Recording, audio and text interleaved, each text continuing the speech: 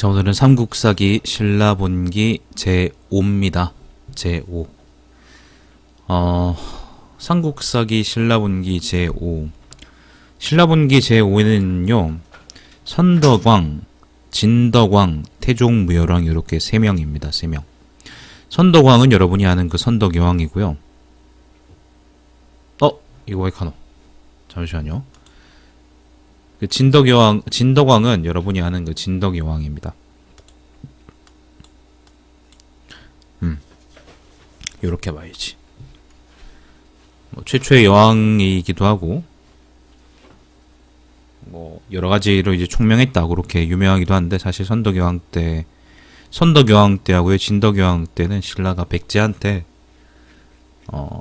양사방에서 두들겨 맞기 바빴습니다. 보시면 압니다. 자, 오늘 요것도 좀 길기 때문에 제가 이거를 다 읽을 수 있을지는 잘 모르겠습니다. 노력해 보겠습니다. 자, 선덕왕이 왕위에 올랐다. 이름은 덕만이고 진평왕의 맏딸이다. 진평왕의 맏딸이다. 엄마는 김씨 마야 부인이다. 덕만은 야, 시끄러. 성품이 너그럽고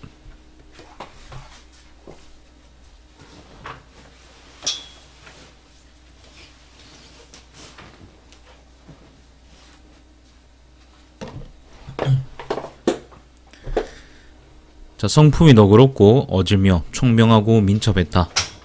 왕이 죽고 진평왕이죠. 아들이 없자 나라 사람들이 덕만을 왕으로 세우고 성조황고의 칭호를 올렸다. 성조황고는 뭔지 모르겠네.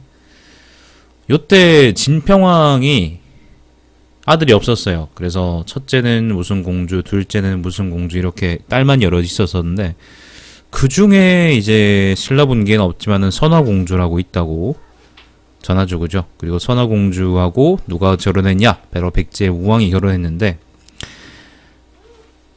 백제무왕이 사위니까, 어쨌건 진평왕이 사위니까 딸이 없으니까 자기가 왕위를 이어봐야 되는 거 아니냐? 아들이 없으니까 신라에 자기가 왕위를 이어봐야 되는 거 아니냐? 그렇게 해서 진평왕이 죽은 직후부터 신라를 무섭게 공격하기 시작을 하는데 이제 왕위 계승이다. 요때 무왕하고 이자왕의 공격은 왕위 계승에서 비롯된 것이다. 그렇게 추정하는 게 바로 이제 신채호였죠. 다른 사람들도 그렇게 생각하는지는 잘 모르겠습니다. 아무튼 선화공주 이야기를 여기다가 결부시키자면 그렇습니다. 여러 번 얘기하게 되네요. 자, 앞에 왕 때, 진평왕 때 당나라에서 가져온 모란꽃의 그림과 꽃씨를 덕만에게 보였는데 덕만이 말하기를, 덕만이 선덕여왕이죠. 이 꽃은 비록 아름답긴 하지만 틀림없이 향기가 없을 것이오 라고 했다. 왕이 웃으며 말하기를 네가 그것을 어떻게 하느냐 라고 하자 대답하기를 꽃을 그렸으나 나비가 없는 까닭에 알았습니다. 무릇 여자가 뛰어나게 아름다우면 남자들이 따르고 꽃의 향기가 있으면 벌과 나비가 따르기 마련입니다. 이 꽃은 무척 아름다운데 그림에 벌과 나비가 없으니 이는 향기가 없는 꽃임에 틀림이 없습니다. 라고 했다. 이것을 시문이 과연 말한 바와 같았는데 미리 알아보는 식견이 이와 같았다. 그랬답니다. 이게 또 선덕여왕하고 관련해서 유명한 일화죠. 자, 원년 2월입니다. 원년 2월 대신 을제로 하여금 나라의 정치를 총괄하게 했다. 632년입니다. 자, 여름 5월부터 가물다가 6월에 이르러서 비가 왔다. 겨울 10월에 사자를 보내 나라 안에 호라비와 호럼이 부모가 없는 어린아이와 늙어서 자식이 없는 사람, 혼자 힘으로 살아갈 능력이 없는 사람들을 위문하고 진휴했다. 12월에 당나라에 사신을 보내 조공했다. 자, 선덕왕 2년입니다. 선덕왕 2년 봄 정월에 몸소 신궁에 제사를 지내고 크게 사면했으며 여러 주와 군의 1년간의 조세를 면세했다. 2월에 서울에 지진이 있었다. 가을 7월에 당나라에 사신을 보내 조공했다. 8월에 백제가 서쪽 변경을 침략했다. 자, 백제가 공격을 하기 시작하죠. 이때가 무왕 때일 겁니다. 3년입니다. 봄정월에 연호를 인평으로 바꾸었다. 634년. 자, 분황사가 완성되었다. 분황사는 경주 시내에 있어요, 여러분. 찾아보세요. 자, 3월에 우박이 내렸는데 크기가 반만 했다. 아주 컸다. 자, 4년에 635년입니다. 당나라가 사신을 보내 부저를 가지고 왕을 주국 낭랑궁공 신라왕으로 책봉해 아버지의 봉작을 잇게 했다. 635년입니다. 영묘사가 완성되었다. 영묘사도 경주 안에 있습니다. 있답니다. 지금은 다 남아있진 않을 겁니다. 자, 겨울 10월에 이찬, 수품과 용수 또는 용춘이라고 됐다. 용춘이가 아마 김용춘이 아닐까요? 김용춘이면은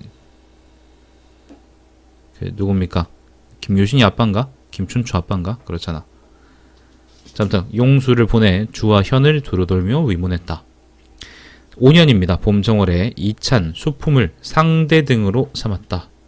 자, 3월에 왕이 병이 들었는데 의술과 기도로 효과가 없었으므로 황룡사에서 백고좌를 열어 승려를 모아 인왕경을 강론하게 하고 100명에게 승려가 되는 것을 허락했다. 옛날에는 왕이 아프면은 그 법회 같은 걸 열어서 부처님한테 좀 낫게 주세요, 낫게 주세요 그렇게 빌었습니다.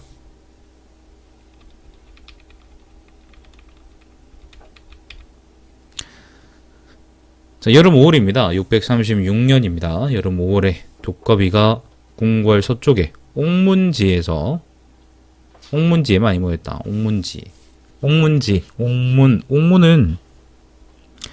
옥문은 보통 여자의 성기를 의미해요. 여자의 성기를 옥문이라 그래요. 같은 말로는 이제 여근 뭐 그런 말이 있죠. 한자 표현은 그렇습니다. 지라 그러면 이제 못이죠. 호수 이런 거. 삼국유사에 보면 이게 옥문지라는 게 영묘사 옆에 있다 그랬으니까 뭐 경주 시내 안에 있겠죠, 그죠? 아무튼 여기 두꺼비가 많이 모였답니다. 왕이 이를 듣고 좌우에게 말하기를 두꺼비는 빡친 눈을 가지고 있으니 이는 병사의 모습이다. 내가 일찍이 들으니 서남쪽 변경에 이름이 옥문곡이라는 땅이 있다고 하는데 혹시 이웃나라의 군사가 그 안에 숨어 있지 않을까? 라고 했다. 이에 장군 알천과 필탄에게 명해서 군사를 끌고 가서 찾아보게 했다. 과연 백제 장군 우소가 독산성을 습격하려고 무장한 군사 500명을 끌고 와서 거기에 숨어 있었다. 알천이 갑자기 쳐서 그들을 모두 죽였다. 옥문지는 여러분 좀 헷갈릴 수 있는데 경주 안에 있는 거고요. 옥문곡은 나라의 서쪽 변경에 있다 그랬는데 이 옥문곡이 어딘지는 알 수가 없어. 부산 어디라고 하는 사람도 있는데 사실 부산이라는 거는 좀 말이 안 되고요. 왜냐하면은 그 독산성이라고 하는 게 백제가 방금 습격하려고 했던 독산성 있잖아. 그게 보통 우리가 지금 어디를 보냐면 성주에 여기 도경산성으로 보거든요. 도경산성 여기를 보기 때문에 옥문곡이라는 것도 이제 요 근처에서 찾아야 되는 거고 백제가 이제 습격하려고 그러면 이 근처에 있어야 될 테니까 그래서 아마 여기 아니면 뭐 여기 합천 쪽이나 이 근처 어딘가로 보통 봅니다. 부산 쪽은 아니고 정확히는 알 수가 없죠. 어딘지 알 수가 없습니다. 잠시만요. 이거 수정 좀 하죠. 여기다가 내가 왜 이거 수정을 해야 하니? 독산성이라는 것도 가끔 나오는 지명이죠.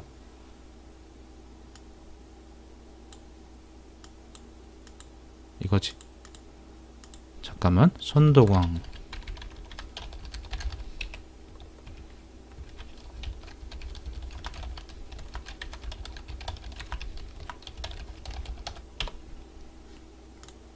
도경산성은 대구에 가까이 있기 때문에 대구에 있는 분들은 한번쯤 가보셔도 좋습니다. 볼만하실 겁니다.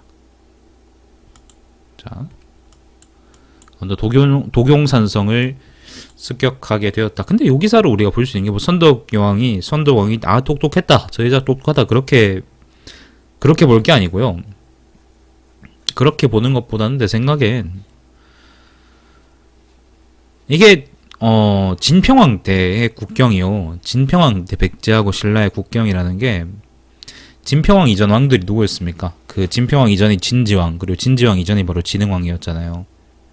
지금 보면은 경기도, 그리고 충청도 북부, 그 다음에 요 지역 금강 너머까지 한때는 익산까지 가서 이제 그 백제군을 몰아붙였던 게 바로 진흥왕 때, 혹은 이제 그 이후에 진지왕, 진평왕 때의 신라군인데, 근데 당연히 이제 이 남쪽에도 보면은 무왕이 즉위하자마자 신라를 공격하기 시작한 게 바로 암악산성이거든요. 근데 암악산성이 어디냐면 여기에요.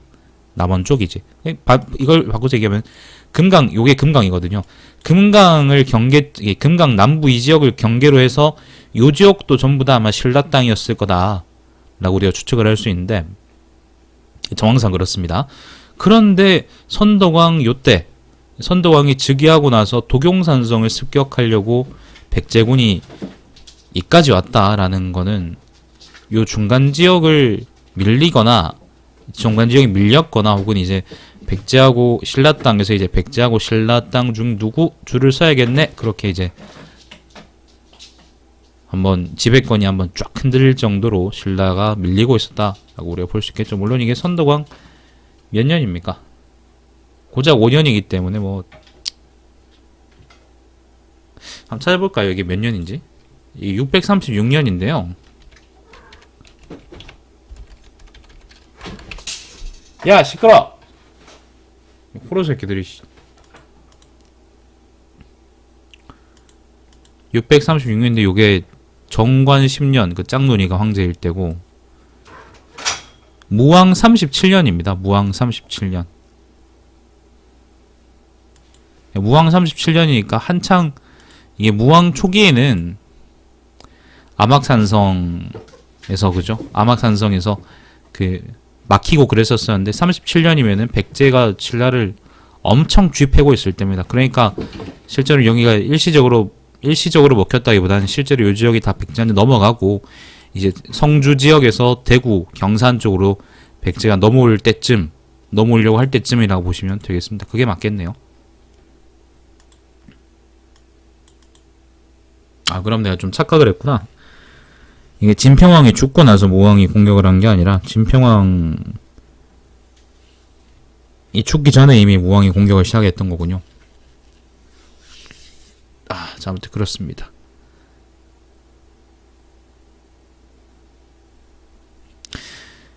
자, 636년입니다. 메나 자장법사가 불법을 배우러 당나라에 들어갔다. 6년 봄입니다. 6년 봄. 637년 봄 정월에 이찬 사진을 서불한으로 삼았다. 서불한이 이벌찬이었죠. 자, 가을 7월에 알천을 대장군으로 삼았다. 7년 봄 3월에 칠중성 남쪽의 큰 돌이 저절로 35보나 옮겨왔다. 안녕하세요. 칠중성은 저기 신라 북쪽 경계입니다. 지금의 파주 쪽입니다. 파주. 요 지역의 칠중성이라고 봅니다. 칠중성은 저기 역사적으로 중요한 성이에요. 자, 가을 9월에 누런 꽃이 비처럼 내렸다. 겨울 10월에 고구려가 북쪽 변경에 칠중성을 침공했으므로 중요하잖아. 자, 백성들이 놀라고 동요해서 산골짜기로 들어갔다. 왕이 대장군 알천에게 명해서 안정시키게 했다. 자, 11월에 알천이 고구려 군사와 칠중성 밖에서 싸웠는데 이기고 죽이고 사로잡은 사람이 아주 많았다. 자, 고구려가 칠중성을 공격해왔는데 신라가 이겼다, 그런 말이죠. 이게 아마 영류왕 때일 거예요. 고구려 영류왕 때일 겁니다. 영류왕이 아직 쫓겨나지 않았을 때지 싶어요. 이 638년이잖아, 그지? 638년. 요즘은 이게 검색 한번 하면 딱 다 나오지. 영류왕 21년이네요. 아직 쫓겨나기 전이네.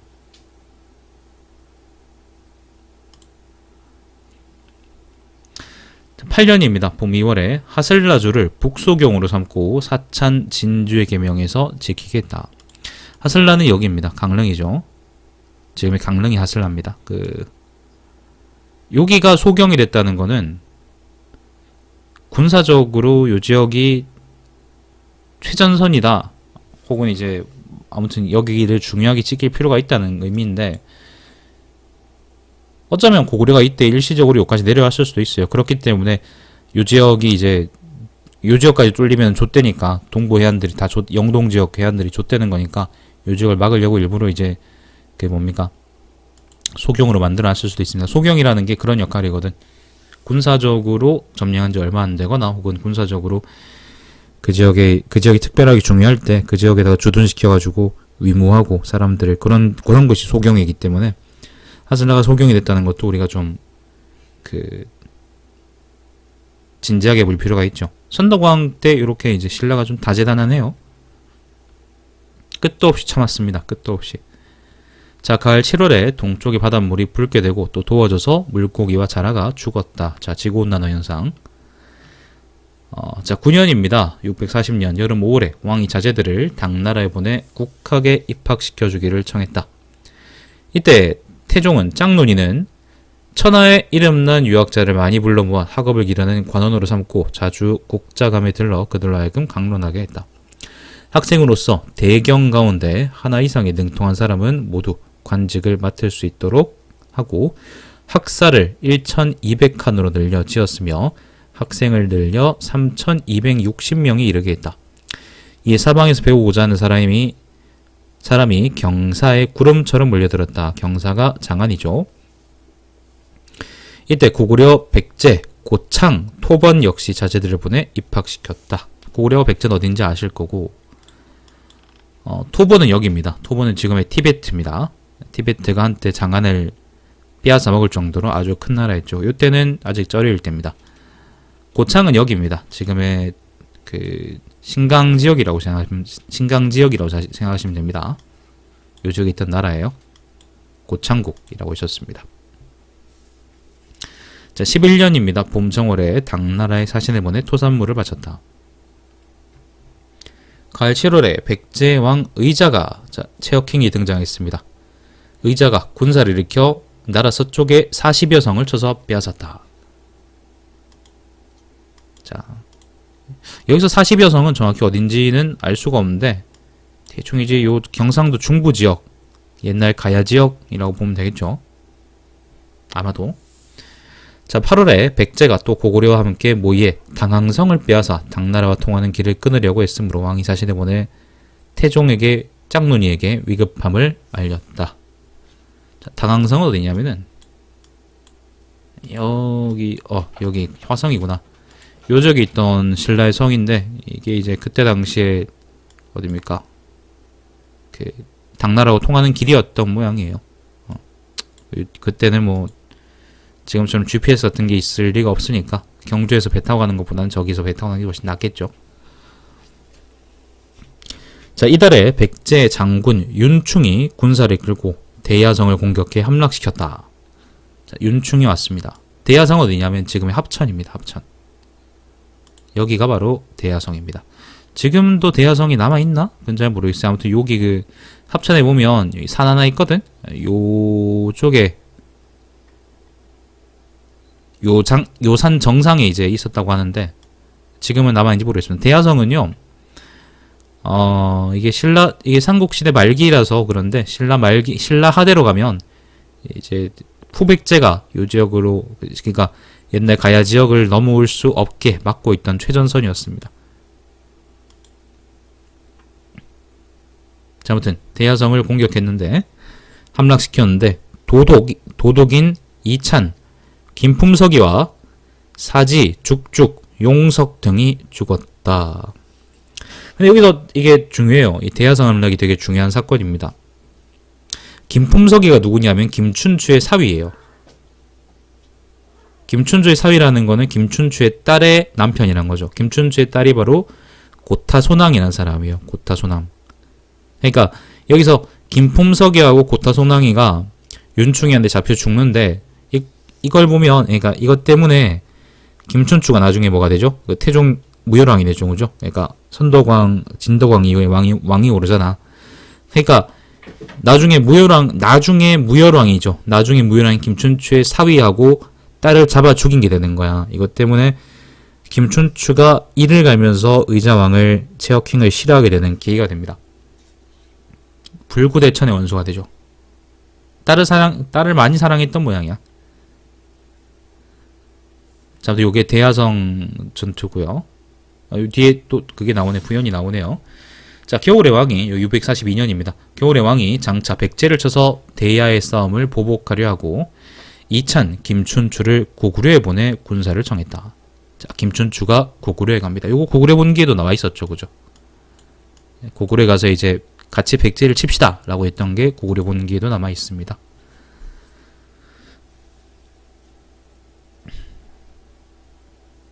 자, 처음에 대야가 패했을 때 도독인 품석의 아내도 죽었는데 이는 김춘추의 딸이었다. 춘추가 이를 듣고 기둥에 기대어 서서 하루 종일 눈도 깜빡이지 않았고 사람이나 물건이 그 앞을 지나가도 알아보지 못했다.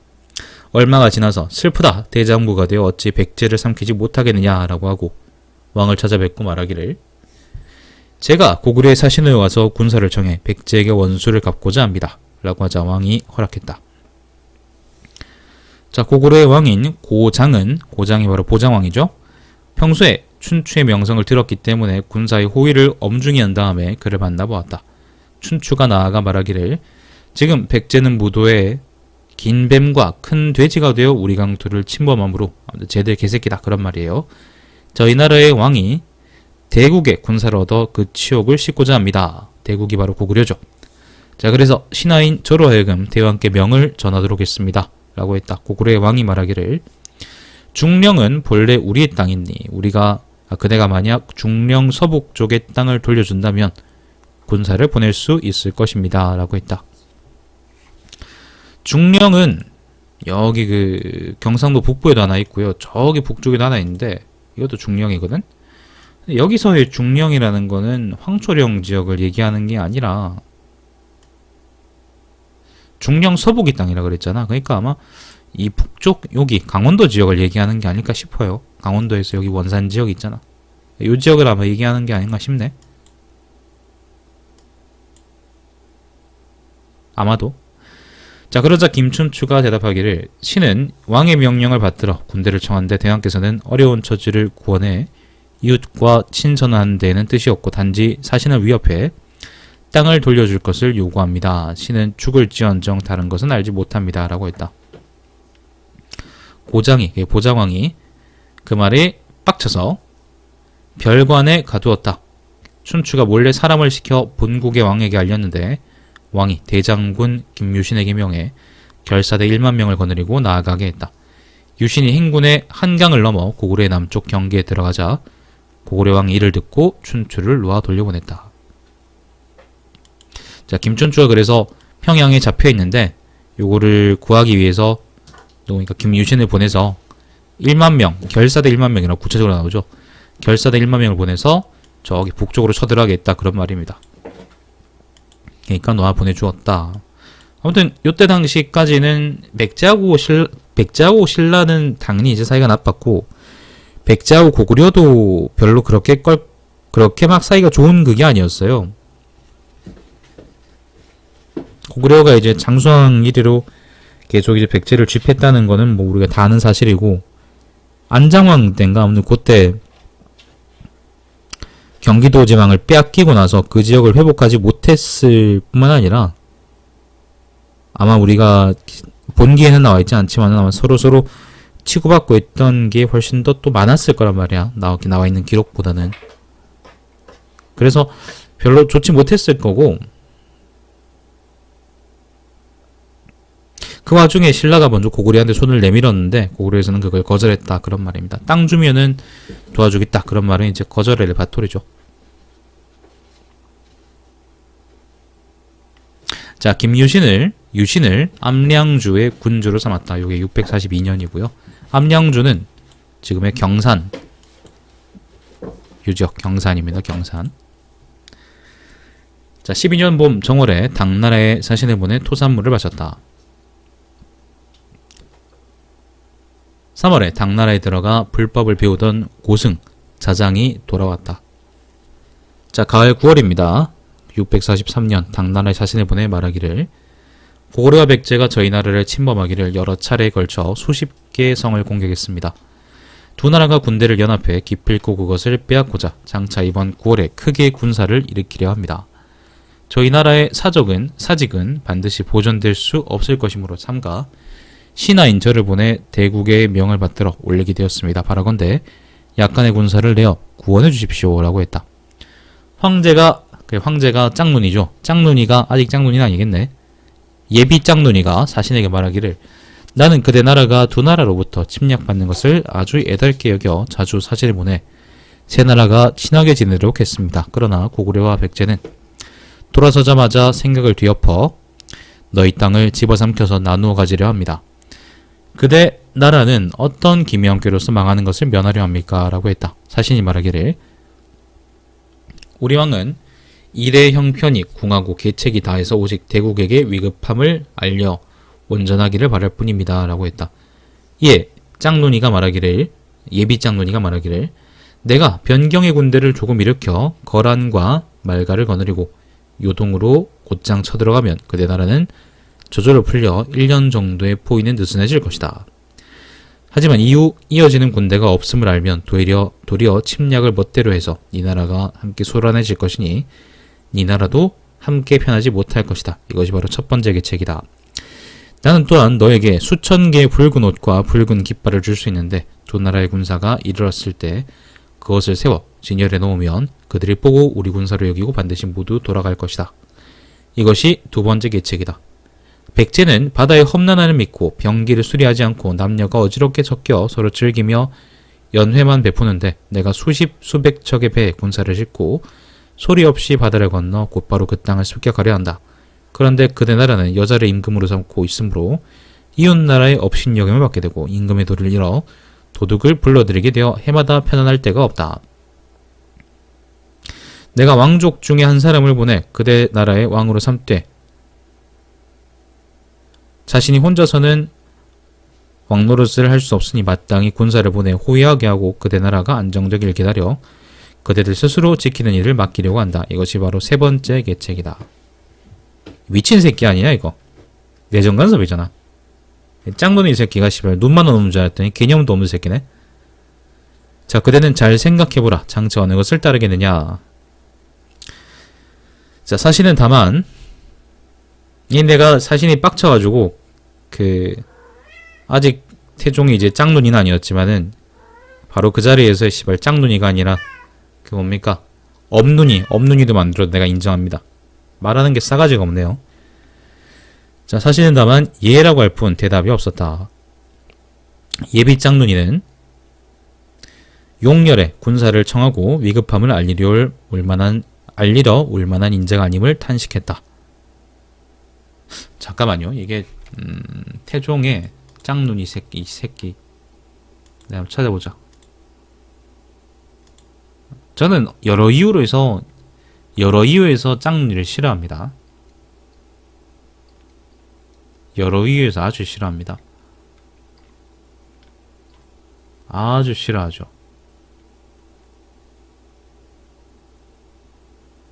태목황후 두씨가 엄마구나.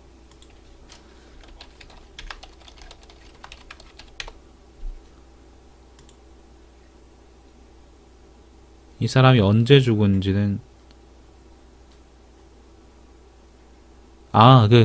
남편이 제 위에 오르는 것을 보지 못하고 죽었다 그랬으니까 이때 짝눈이가 황제할 때는 이미 애미가 뒤진 때였을 때는 그러니까 애미 뒤진 짝눈이라고 합시다. 다음부터는 내가 별로 긍정적으로 얘기해주고 싶지가 않네요. 아무튼 이때 신라는 당나라에 계속 구원을 보내고 그 말은 반대로 얘기하면 신라가 계속 이제 백제 고구려한테 양면에서 뜯을 게 많고 있었다라고 볼 수 있는 거죠. 어쩌면 이거는 진흥왕이 엿볼지도 몰라요. 진흥왕 때 이제 백제를 어느 정도 종속국의 위치까지 내리려고 했던 것 같은데, 근데 그걸 제대로 못했지. 제대로 못하고 진흥왕이 죽어버리고 백제는 여전히 살아남아서 칼을 갈고 있었고, 고구려도 마찬가지로 이제 신라한테 좋은 감정은 없었을 테니까 그거를 진흥왕이 제대로 수습을 못하고 죽은 게 어쩌면은 그 어포로 후손들한테 돌아온 걸지도 모르죠. 아무튼 그렇습니다. 그때 당시에 그래서 신라는 의지할 때가 당나라밖에 없었기 때문에 계속 당나라한테 자신을 보내고 있었던 것 같습니다.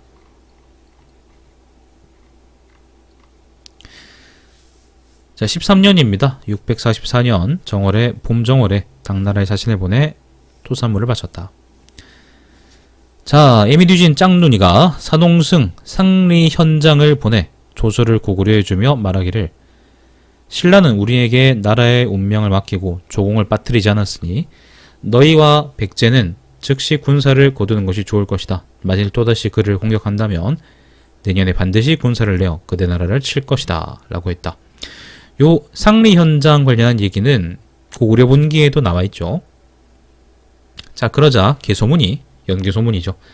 개소문이 현장에게 말하기를 고구려와 신라가 원한으로 사이가 벌어진 것은 이미 오래되었다. 예전에 소나라가 잇따라 침입했을 때 신라가 그 틈을 타서 고구려에 500리 땅을 빼앗고 성읍을 모두 차지했는데 땅을 돌려주고 성을 반환하지 않으면 이 전쟁은 그치지 않을 것이다. 라고 했다. 현장이 말했다. 이미 지나간 일을 어찌 거슬러 올라가가 논할 것까지 있겠느냐. 라고 했으나 개소문은 소문은 끝내 따르지 않았다. 이미 지나간 일을 어찌 거슬러 올라가 논할 것까지 있느냐. 아, 이거 씨발 일본 놈들 태도가 똑같네. 자, 넘어가 보죠.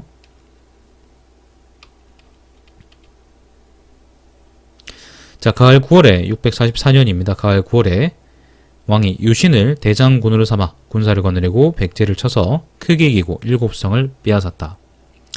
14년입니다. 봄정월에 당나라에 사신을 보내 토산물을 바쳤다. 645년입니다. 자, 유신이 백제를 치고 돌아와 아직 왕을 뵙지도 않았는데 백제의 대군이 또 변경을 노략질했다. 왕이 명에 맞게 했으므로 김유신은 마침내 집에 이르지도 못하고 가서 이를 공격해 깨뜨리고 2000명의 목을 베었다. 돌아와서 왕에게 복명하고 아직 집에 돌아가지도 못하였는데 또 백제가 다시 침입해왔다는 급한 보고가 있었다. 왕은 일이 급하다고 여기고 말하기를 나라의 존망이 공에 한 몸에 달렸으니 속으로움을 꺼리지 말고 가서 이를 도모해 주십시오. 라고 했다. 유신은 또 집에 돌아가지 못하고 밤낮으로 군사를 훈련해 서쪽으로 가는 길에 자기 집의 문 앞을 지나게 되었다. 집안의 남녀 사람들이 멀리서 바라보며 눈물을 흘렸으나 공은 돌아보지 않고 갔다. 이게 645년이고요. 이게 본기입니다. 김유신 열전이 아니고 본기예요. 본기에 이런 말이 나온다는 거는 김유신이 그때, 그러니까 일단 첫 번째로는 신라가 백제한테 쳐맞아서 정말로 멸망 직전까지 가고 싶다는 거고, 두 번째는 그 백제의 침공군을, 의자왕의 원정군들을 막을 사람이 김유신밖에 없었다는 거예요. 지금 언급되는 게 앞에 나왔던 장군 알천이라는 사람하고 그 다음에 김유신밖에 없잖아. 알천은 지금 나오지도 않는데 어떻게 죽었는지 뭐 살았는지. 김유신이 이제 신라의 신라 군대의 원탑이 돼가고 있다는 거죠. 점점 그렇게 돼가고 있다는 겁니다. 이 정도는 하니까 이게 김유신은 원래 왕족이 아닌데 경주김씨가 아닌데도 진골 취급을 받았던 거예요. 자, 3월에 황룡사 탑을 창건했는데 이것은 자장의 요청에 따른 것이다. 자, 여름 5월입니다. 여름 5월에 자, 에미듀진 짱눈이가 몸소 고구려를 정벌했으므로 왕이 군사 3만 명을 내어 그를 도왔다. 백제가 그 빈틈을 타서 나라 서쪽에 7성을 쳐서 빼앗았다. 이때가 바로 고구려하고 당나라의 1차전입니다. 고구려의 당나라의 1차전 645년이고요. 1차전 때 그러니까 1차전 때 당나라가 요동성 같은 이제 여러 성들을 함락시킨 데 성공했는데 요 지역에 있던 권한성, 안시성이었다 여긴가? 안시성을 결국에는 함락시키지 못하고 아마 정황상 이제 다른 지역을 함락시켰다고 하더라도 고구려가 방어선을 수복하기 위해서 계속 이제 후방을 치거나 아니면 측방을 치거나 쥐패고 있었을 거고 결국에는 군사적으로 이기지 못하고 철수하게 됩니다. 그리고 에미듀진 예비 짱눈이는 에미듀진 짱눈이가 되죠. 설하긴 하죠. 아무튼 짱눈이가 되죠. 요게 이제 1차전입니다. 1차전. 2차전은요. 2차전은 660년인가에 터졌는데 그때는 에미듀진 짱눈이 말고 에미듀진 짱눈이 새끼가 그 평양으로 이번에는 요동을 도저히 못 뚫겠구나. 이 성들을 뚫는 것보다는 그냥 차라리 배로 이제 평양을 직접 치는 게 낫겠구나. 그렇게 해서 평양으로 들어갔다가 도박수를 던졌다가 이제 방요태와 그 새끼들이 다 이제 뒤지는 전과를 올리죠. 그래서 이제 다들 뒤지고 쫓겨나게 됩니다. 요게 2차전입니다. 3차전은 또 나중이고요. 자, 아무튼 그렇습니다. 그때 당시에 뭐 신라의 요청 때문이었는지 아니면 당나라의 개인적인 야심, 그러니까 짱눈이, 에미리진 짱눈이의 개인적인 야심 때문이었는지 몰라도 아무튼 당나라는 고구려를 쳤고 처참하게 깨지고 도망갑니다.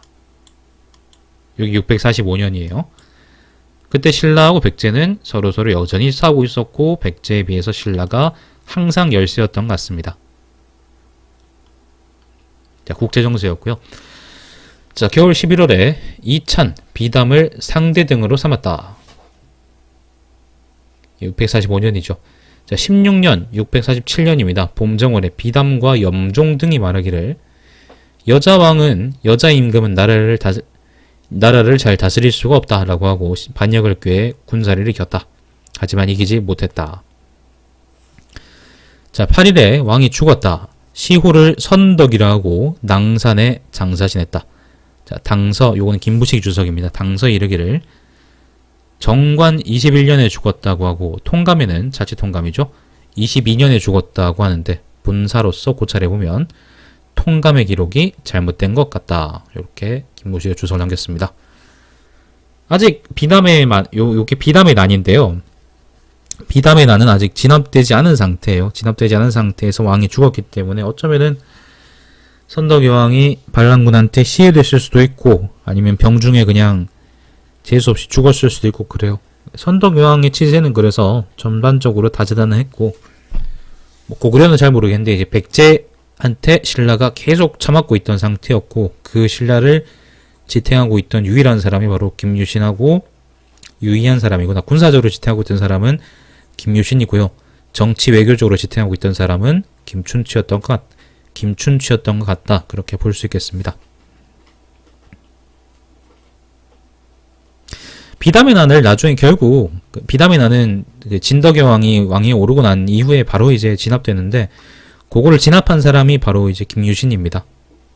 김유신이 이제 정치계 중앙으로 그러니까 정치계 중앙에 없을 수가 없죠. 자세한 이야기는 아마 김유신 혈전에 나와 있을 겁니다. 자, 그리고 논하에 말한다. 이렇게 김무시가 또 설명을 달아놨습니다.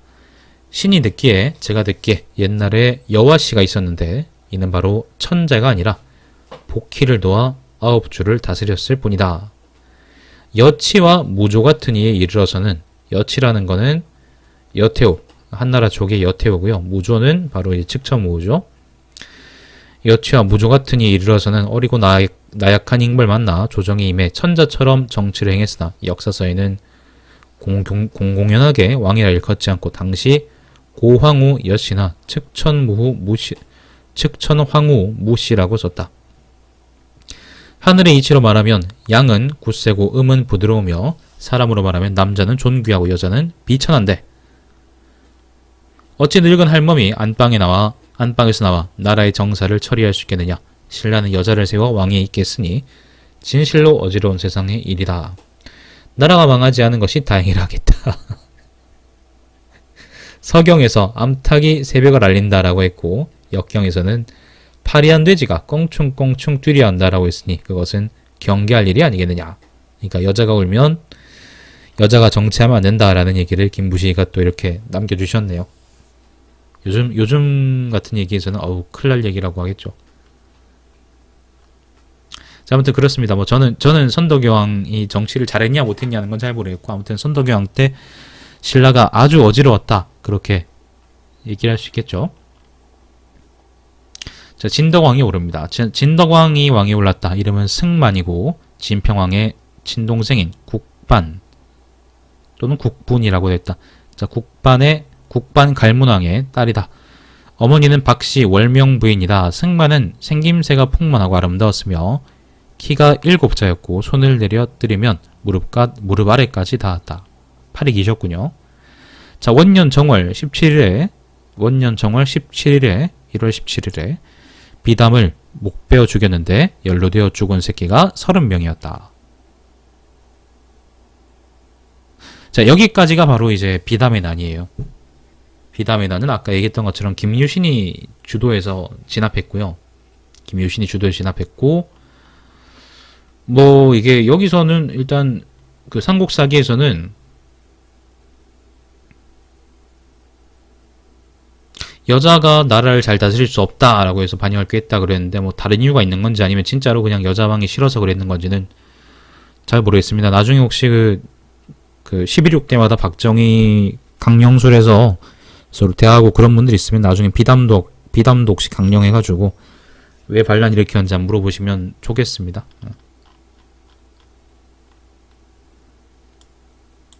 비담의 난이었고요. 아까 얘기했던 것처럼 자세한 얘기는 김유신 열전을 보시면 돼요.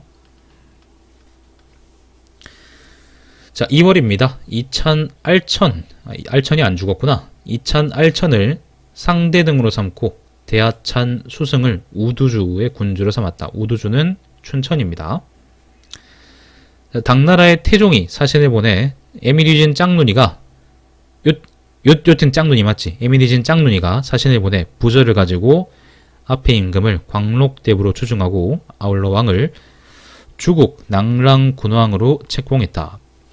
자, 가을 7월에 당나라의 사신을 보내 은혜에 감사했다. 연호를 태화로 바꾸었다. 8월에 혜성이 남쪽에서 나타났고 뭇별들이 북쪽으로 흘러갔다. 자, 겨울 10월에 백제 군사가 무산, 감물, 동잠에 세성을 에워쌌으므로 왕이 유신에게 보병과 기병 1만 명을 거느리고 와서 맞게 했다. 무산, 감물, 동잠 한번 볼까요? 무산성, 감물성, 동잠성 이게 백제본기에 나왔던 건데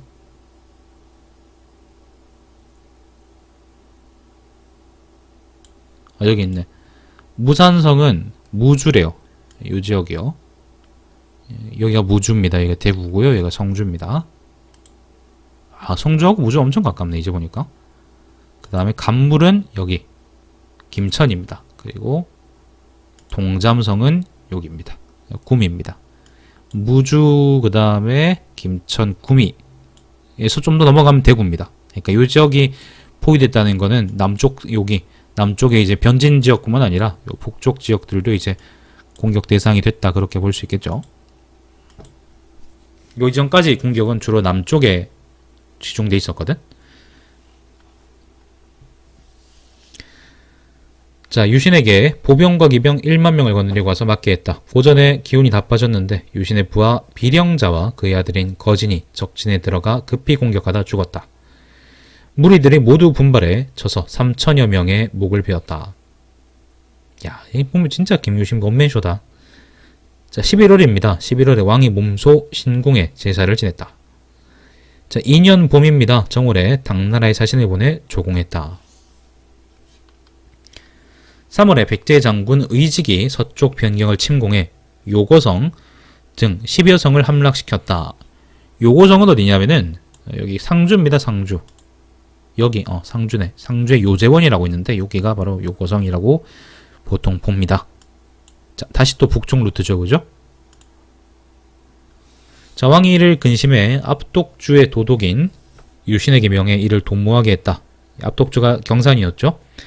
유신은 이에 사조를 타이르고 격려에 거느리고 나아갔다. 의직이 이에 대항하자 유신은 군사를 세 길로 나누어 협격했다.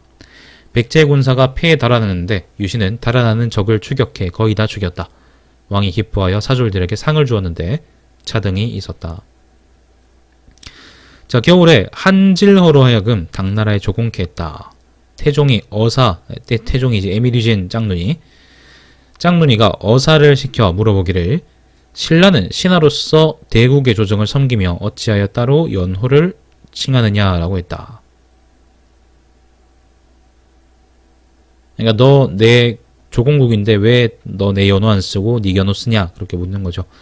자, 진러가 대답하기를 일찍이 천자의 조정에서 그러니까 정삭이라는 거는 역법이요.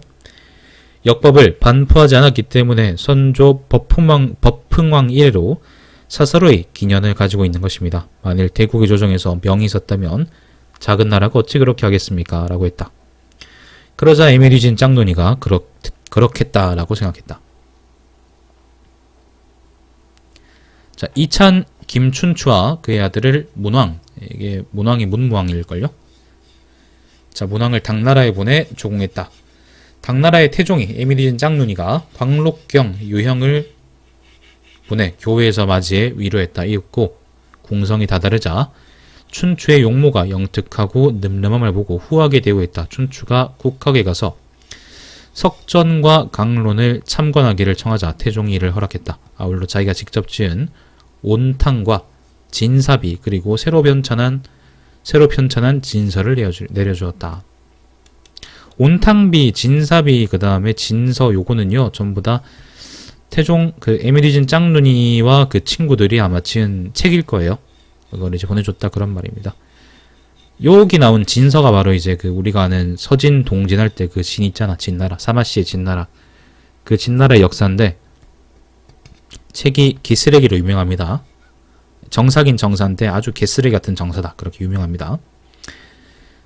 저는 알고 와서 모르겠습니다. 자, 어느 날 춘추를 불러 사서로이 만나 금과 비단을 아주 후하게 주고 묻기를 선생은 무슨 생각을 마음에 가지고 있습니까? 라고 했다. 춘추가 무릎을 꿇고 아뢰었다. 제 나라는 바다 무통에 치우쳐 있으면서도 천자의 조정을 섬긴 지 여러 해가 되었습니다. 그런데 백제는 강하고 교활해 여러 차례 함부로 침입해왔습니다. 더욱 지난해에는 군사를 크게 열어 깊숙이 쳐들어와 수십 개의 성을 함락시켜 조회할 길을 막았습니다. 만약 폐하께서 당나라의 군사를 빌려주어 흉악한 것을 잘라 없애지 않는다면 저희 나라의 인민은 모두 포로가 될 것이고 산 넘고 바다 건너 행하는 조회도 다시는 바랄 수 없을 것입니다. 라고 했다. 에미리진 짱눈이가 매우 옳다고 여겨 군사의 출동을 허락했다. 춘추는 또 장복을 입고 장복을 고쳐서 장복은 뭔지 모르겠네요. 옷 이름이겠죠? 중국의 제도에 따를 것을 정하자 이에 내전에서 진귀한 옷을 꺼내 춘추와 그를 따라온 사람에게 주었다. 조칙으로 춘추에게 관작을 주어 특진으로 삼고 문왕을 좌무위 장군으로 삼았다. 본국으로 돌아올 때 3품 이상에게 명해 송별잔치를 열게 해서 우대하는 예를 극진하게 해야 했다. 춘추가 아뢰기를 제게 7 아들이 있습니다. 바라건대 고명하신 폐하의 옆을 떠나지 않고 수귀할 수 있도록 해주십시오. 라고 했다. 수귀라는 거는 옆에서 지킨다 그런 말인데 수행한다는 거죠. 수행한다. 자, 그러자 그의 아들 문왕과 대감 무엇에게 모으면서 수귀할 것을 명하였다. 춘추가 돌아오는 길에 바다 위에서 고구려의 술라병을 만났다. 춘추를 따라간 온군해가 높은 사람이 쓰는 모자와 존귀한 사람이 입는 옷을 입고 배 위에 앉아 있었는데 술라병이 보고 그를 춘추를 여기고 잡아 죽였다. 춘추는 작은 배를 타고 본국에 이르렀다. 왕이 이를 듣고 슬퍼해 온군해를 대하찬으로 추증하고 그 자손에게 후하게 상을 주었다. 당나라에 도와주세요라고 하고 김춘추는 반대로 이제 당나라에 확실한 영향권 안에 들어가 있습니다. 그렇게 이제 맹세하고 온 거죠. 자, 3년입니다. 3년 봄 정월에 비로소 중국의 의관을 착용했다. 649년입니다.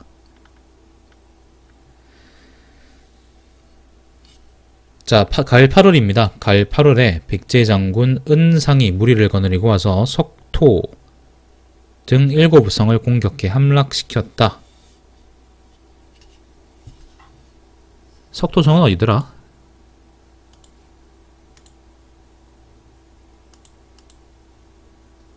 석토성은 여기 진천이라네요. 진천.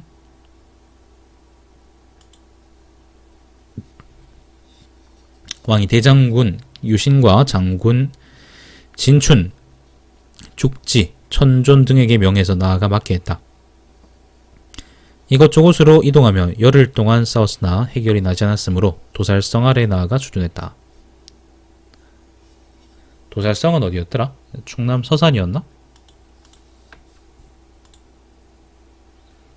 도살성은 자주 나오는데 항상 기억을 못해. 괴산이나 천안. 그러네요. 저는 일단 천안으로 왔습니다. 여기가 도살성입니다.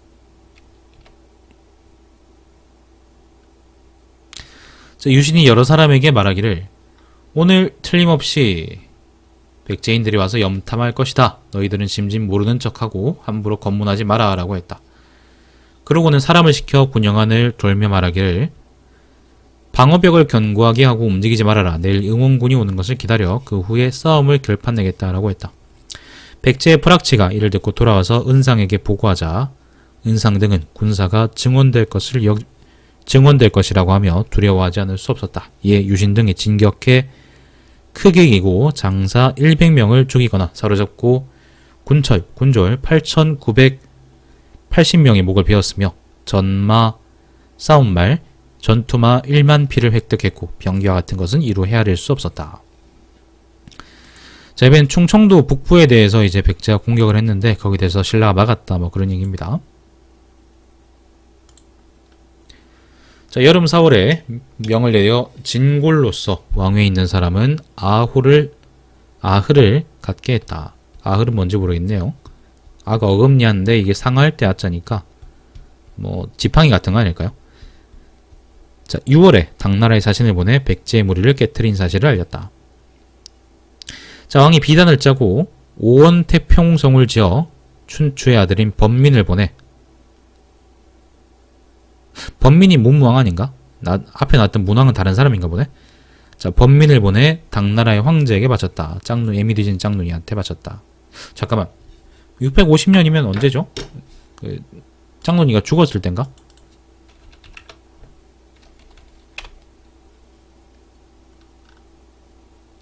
영휘원년인데 고종이네요. 고종. 당나라 고종. 그러니까 짱눈이 새끼. 자, 짱눈이 새끼한테 바쳤다. 그 글에서 말하기를 대당은 큰 당나라는 큰 왕업을 개창하니 높은 황제의 포부 빛난다. 빛나도다. 전쟁을 그치니 천하가 안정되고 전임금을 이어받아 문치를 닦는다. 하늘을 본받아 기후가 순조롭고 만물을 다스리며 저마다 빛난다. 지극한 어짐은 해, 달과 짝하고 시운을 어루만져 태평으로 나아간다. 깃발들은 저다지도 번쩍거리며 군악소리 어찌 그렇게 우렁차냐. 명을 어기는 자 외방 오랑캐어 칼날 앞에 엎어져 천벌을 받으리라. 순후한 풍속 곳곳에서 퍼지니 원근에서 다투어 상설을 바친다. 사철이 옥촉처럼 고르고 옥촉은 뭔지 모르겠네요. 해와 달은 만방을 두루 돈다. 산악의 정기 어진 재상들이 지고 황제는 신하를 등용한다. 사망오제 한덕을 이루니 길이길이 빛나리 우리 당나라라고 했다. 우리 당나라? 자, 짱눈이 새끼가 가상하게 여기고 범민을 태부경으로 삼아 돌려보냈다. 그냥 당나라한테 빨리 도와주세요 그런 말이에요. 이에 처음으로 중국의 영휘라는 연호를 사용했다. 자, 신라 연호를 폐지하고 중국 걸 따른답니다.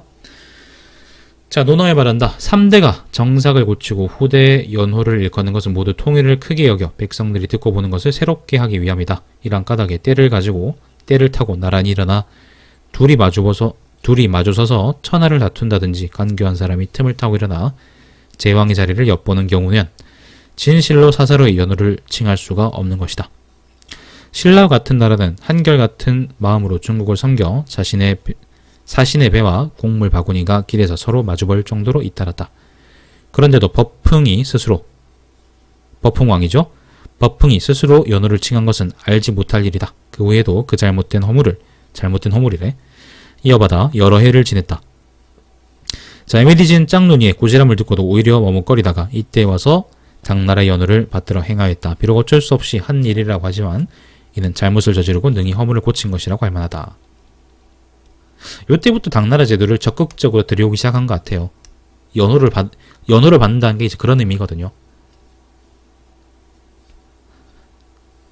어쨌거나 백제하고 고구려 사이에 끼어서 신라가 생존이 더더욱 점점 불투명해지고 있었을 때고, 그리고 이제 군대에서 이겼다라고 나온 사람은 다 김유신밖에 없고 항상 수세에 몰려있죠. 그런 전후 사정을 고려할 필요가 있다고 봅니다. 자, 무지기가 가끔 이렇게 논하여 말한다 이렇게 붙이는 거는 유학자의 관점에서, 뭐 신재호 표현대로 하면 이제 사대노의 관점에서 그렇게 하는 거다, 그렇게 보시면 되겠습니다. 크게 여기에 연연할 필요 없어요. 자, 5년입니다. 진덕왕 5년입니다. 651년 봄 정월 초하루에 왕이 조원전에 나아가 백관으로부터 새해 축하 인사를 받았다. 새해를 축하하는 예식은 이때부터 시작되었다. 2월에 품주를 집삽으로 고치고 파진찬 죽지를 집사 중시로 삼아 기밀사무를 관장케 했다. 요것도 아마 다 이제 중국식으로 고치는 거라고 볼 수 있겠죠. 자, 파진찬 김인문이를 당나라에 보내 조공하고 머무르며 수기하게 했다. 김인문은 요때부터 당나라에 머무르면서 이게 시발 당나라의 천병인지 아니면 당나라의 외교라는 건지 모를 행보를 보여줍니다. 저는 별로 안 좋아합니다. 자, 당나라에 자신을 보내 조공했다. 652년이고요. 미안합니다. 6년 봄입니다. 6년 봄 정월에 652년 파진찬 천효를 좌리 방부령으로 삼았다. 자, 당나라에 자신을 보내 조공했다. 3월에 서울에 큰 눈이 왔고 왕궁의 남쪽 문이 아무 까닭 없이 저절로 무너졌다. 7년입니다. 653년 겨울 11월에 당나라에 사신을 보내 금총포를 바쳤다. 요거는 비단 같은 거겠죠. 8년입니다. 654년 8년 봄 3월에 왕이 죽었다. 10월을 진덕이라고 하고 사량부의 장사를 지냈다. 당나라의 짝눈이 새끼가 이를 듣고 영광문에서 애도를 표하고 태상승 장문수를 사신을 보내 부절을 가지고 조문했으며 계부의 동삼사를 추증하고 비단 300단을 내려주었다. 나라 사람들은 시조 혁거제부터 진덕왕까지의 28항을 일컬어 성골이라고 했고 성골은 성스러운 뼈다귀 라는 의미예요. 자, 무열왕 바로 이제 다음 왕이죠. 무열왕부터 마지막 왕까지를 일컬어 진골이라고 했다. 진짜 뼈다귀 그런 말입니다. 자, 당나라 영호징의 신라기에서 말하기를 그 나라의 왕족은 1골이라고 하고 제1골이라고 하고 나머지 귀족은 제2골이라고 한다라고 했다. 골품제에 관한 얘기가 잠깐 나오는데 세세하게 또 나오진 않습니다. 진덕왕 때까지가 성골이고 무열왕 이후부터는 진골이라는 거는 성골이 씨가 말랐다 그런 의미죠. 성골이 성스러운 뼈다귀들이 다 뒤졌다 그렇게 보시면 되겠습니다.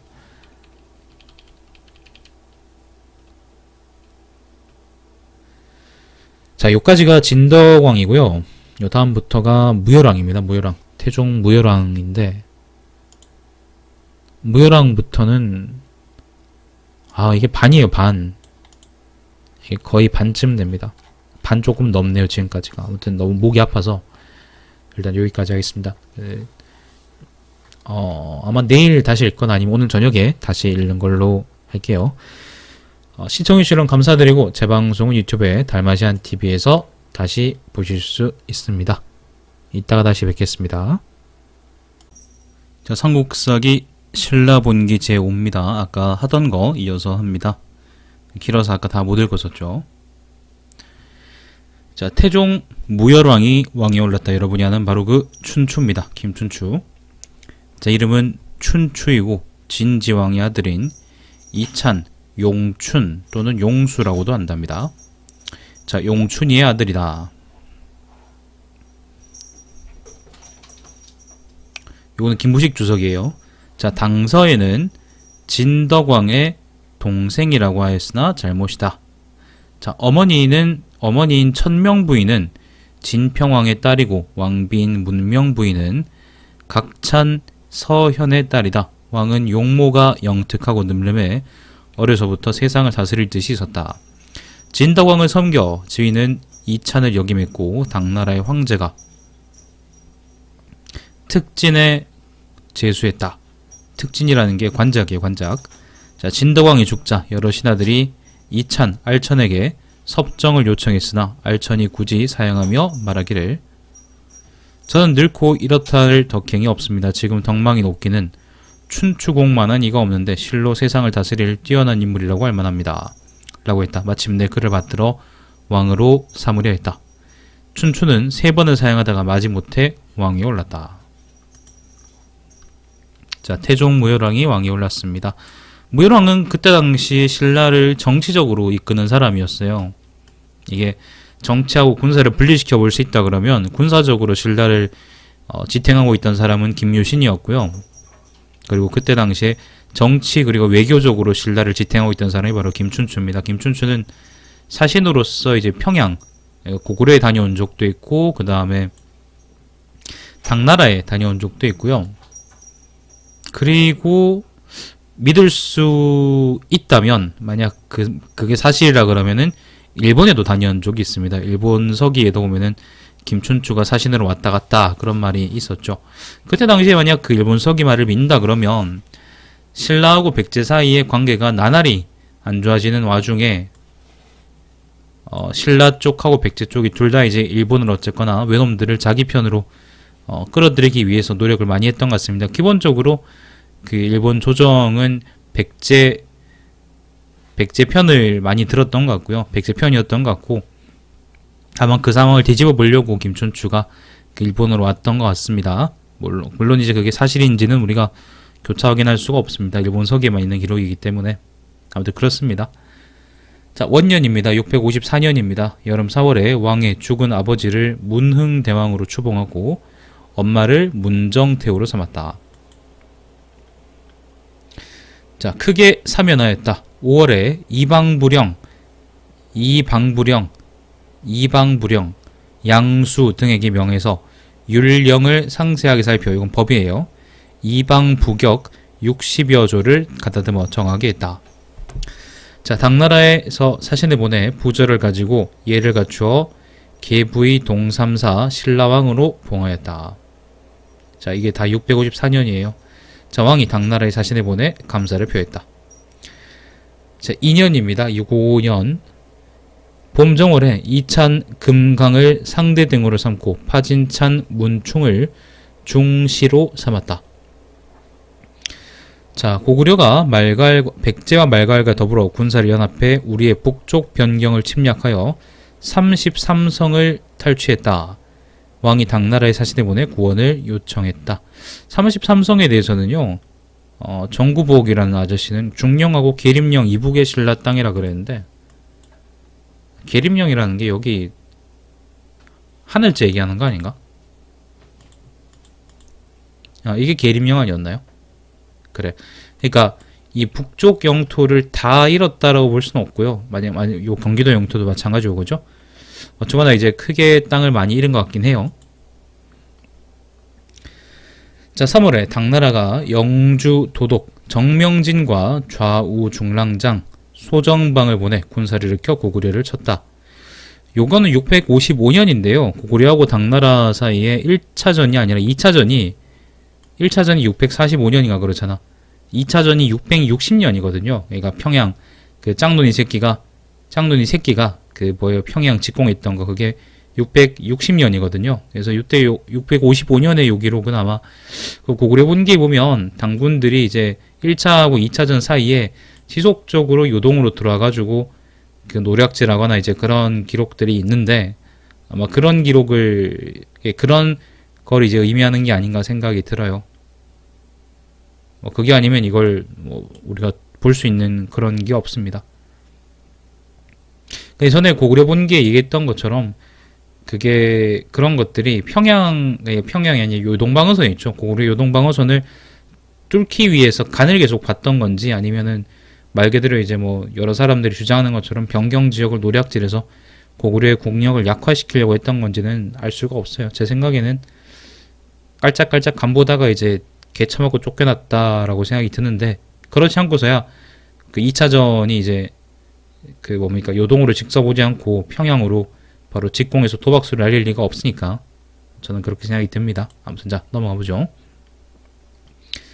자, 맏아들 범민이 바로 문무왕입니다. 자, 범민을 태자로 삼고 나머지 여러 아들 중에서 문왕을 이찬으로, 노차를 해찬으로, 인태를 각찬으로, 지경과 계원을 각각 이찬으로 삼았다.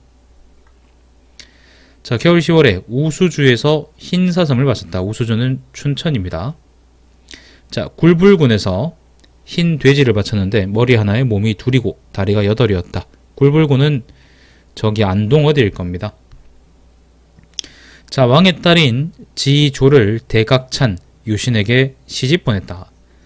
자, 그래서 김유신은 무열왕의 사위가 됩니다. 사위.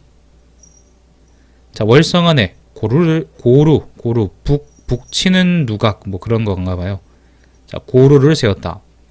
자, 3년에 김인문이가 당나라에서 돌아와 마침내 군주에 임명되어 장산성을 쌓는 일을 감독했다. 장산성은 경산입니다. 여기가 대구거든요. 대구고 대구 동쪽에 있는 게 바로 경산입니다. 장산성. 장산성 관련한 기록은 사실 옛날에도 있었었는데 아마 이때 새로 쌓거나 그랬던 모양입니다. 자, 가을 7월에 아들인 좌무위장군 문왕을 당나라에 보내 조공했다. 4년 가을 7월에 일선군에 홍수가 나서 빠져 죽은 사람이 300여 명이었다. 일선군은 구미의 선산을 보고 일선이라 그랬대요. 옛날에는. 지금은 선산이라 그러죠. 자, 동쪽 토암산의 땅이 불탔는데 3년 만에 꺼졌다. 흑륜사의 문이 저절로 무너졌다. 여기 657년 기록입니다. 근데 가끔 보면은 어디에 땅이 불탔는데 몇 년 만에 꺼졌다 이런 기록인데 이건 사실 무슨 말인지 잘 모르겠어. 산불이 크게 났다는 건지 아니면 뭐 다른 의미가 있어서 이렇게 쓴 건지 잘 모르겠습니다. 자, 마찬가지로 657년입니다. 무엇에 북쪽 바위가 무너지면서 부서져 쌀이 되었는데 먹어보니 곡간의 묵은 쌀과 같았다. 어떤 놈이 삥땅치다 걸렸나 보다. 자, 658년입니다. 5년 봄 정월에 중시인 문충의 벼슬을 바꾸어 이찬으로 삼고 문왕을 중시로 삼았다. 자, 3월입니다. 왕은 하슬라의 땅이 말괄과 맞닿아 있으므로 사람들이 편안치 못하고 여기고 소경을 폐지했단 말이겠죠. 예전에 이제 하슬라를 북소경으로 삼았단 말이 있었으니까. 자, 경을 폐지해 주로 삼고 도독을 두어 지키게 했다. 또 실직을 북진으로 삼았다. 안녕하세요. 역사는 게임이 아니란다. 자, 하슬라는 여기 강릉 지역을 하슬라라고 하고요. 실직은 요 남쪽에 있는 삼척입니다. 삼척. 뭐 소경에 대해서는 앞에 설명드렸으니까 다른 말씀 안 드리겠습니다. 자, 6년입니다. 여름 4월에 백제가 자주 변경을 침범하므로 왕이 장차 치려고 당나라의 사신을 보내 군사를 요청했다. 자, 가을 8월에 아찬 진주를 병부령으로 삼았다. 9월에 하슬라주에서 흰새를 바쳤다. 자, 공주의 기군에 강에서 큰 물고기가 나와 죽었는데 길이가 100자가 되었고 먹은 사람은 죽었다. 공주의 기군이라 그랬는데 기군이 어디죠? 어우 씨, 많다. 기군은 서천이라 그러는데 이때 여기가 신라 땅이었을까요? 자, 넘어가 보죠. 겨울 10월입니다. 겨울 10월에 왕이 조정에 앉아 있는데 당나라의 군사를 요청했으나 회보가 없었으므로 근심하는 빛이 드러나 있었다. 호련히 어떤 사람이 왕의 앞에 나타났는데 마치 앞서 죽은 신하인 장춘과 파랑과 같았다. 그들이 말하기를 신은 비록 백골이 되었으나 아직도 나라에 보답할 마음이 있어서 어제 당나라에 갔었었는데 귀신이요? 황제가 대장군 소정방 등에게 명하여 군사를 거느리고 내년 5월에 백제를 치러 오게 한 것을 알았습니다. 대왕께서 이처럼 너무 애태우며 기다리시는 까닭에 이렇게 알려드립니다. 라고 하고 말을 끝내자 사라졌다. 왕이 아주 놀랍고 이상하게 여겨 두 집안의 자손에게 후한상을 주고 해당 관청에게 명해서 한산주에 장의사를 세워, 장의사라는 건 절 이름입니다. 장의사를 세워 명복을 빌게 했다. 한산주라는 건 경기도 지방이죠. 자, 7년입니다. 무열왕 7년 660년입니다.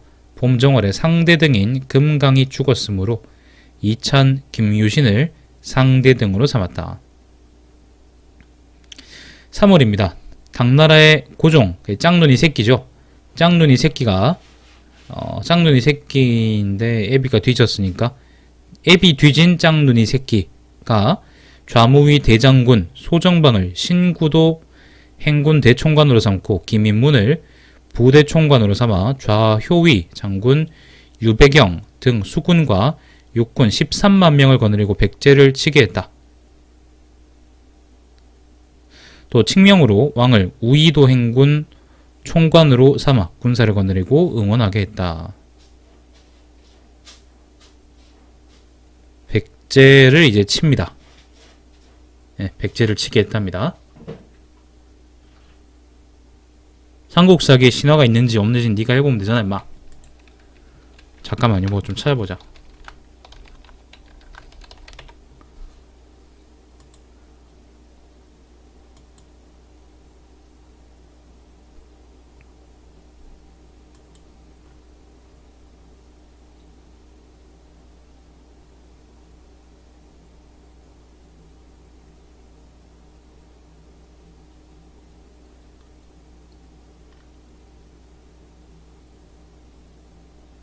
아, 2차전 내가 아까 660년이라 그랬는데 그 뭐지? 그 당나라하고 고구려 사이에 2차전 있죠? 그 짱돈 이 새끼야 그 뭐예요? 도박수 던진 거 그게 661년이네요. 661년. 혹시 그 헷갈리지 마시라고 말씀드릴게요. 자, 여름 5월 26일에 왕이 김유신, 진주, 천존 등과 함께 군사를 거느리고 서울을 출발했다. 신화적인 요소는 거의 없어. 자, 6월 18일에 남천정에 다다랐다. 남천정이 어딜까요? 남천정이 이천입니다.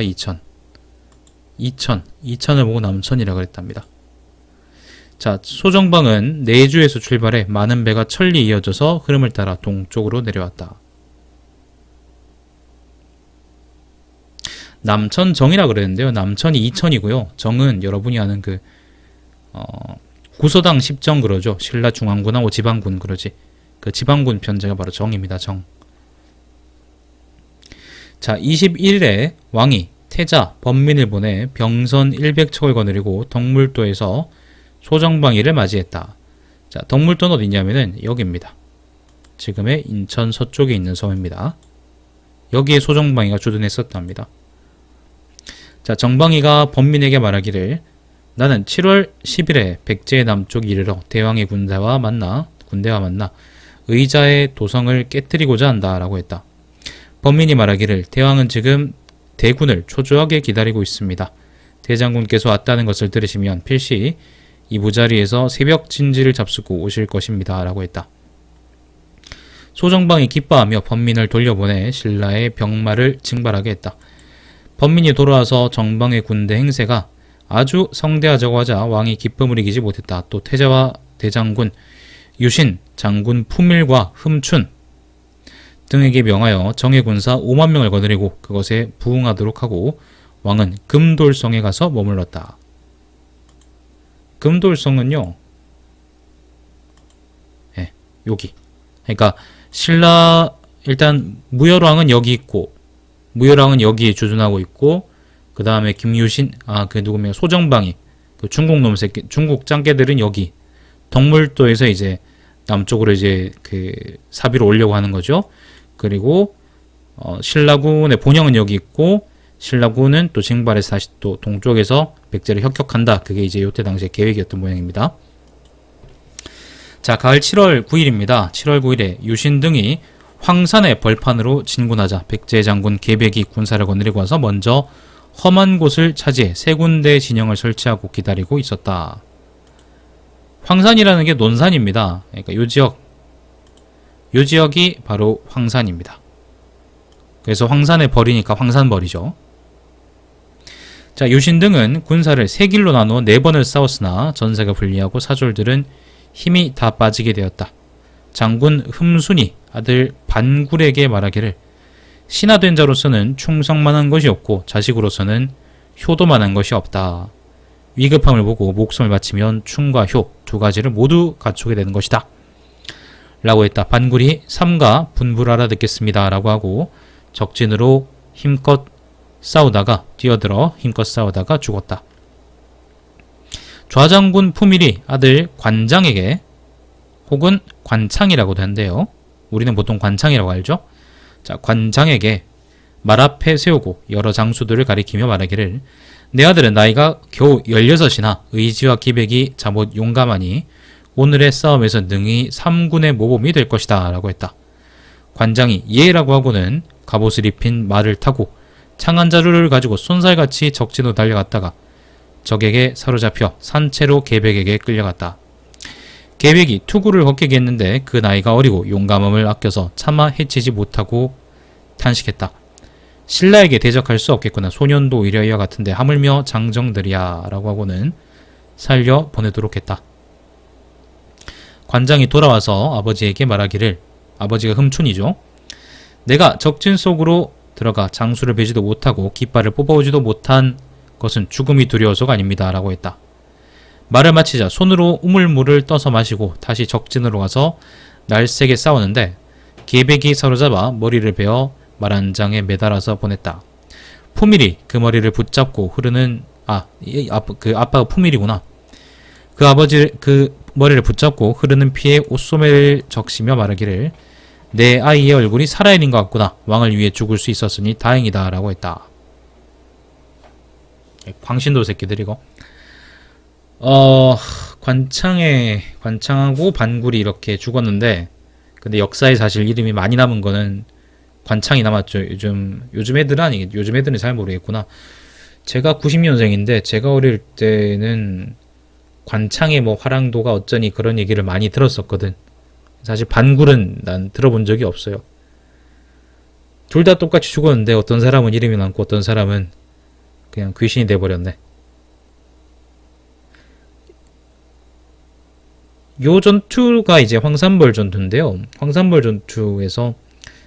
전투는 역사적으로 기록이 남아있는 게 이제 이런 거밖에 없기 때문에 우리가 뭐 경과를 또 세세하게 알 수는 없지만은, 옛날에 우리나라 영화 중에 황산벌이라는 영화가 있었습니다. 그게 막 정통사극 그런 건 아닌데요.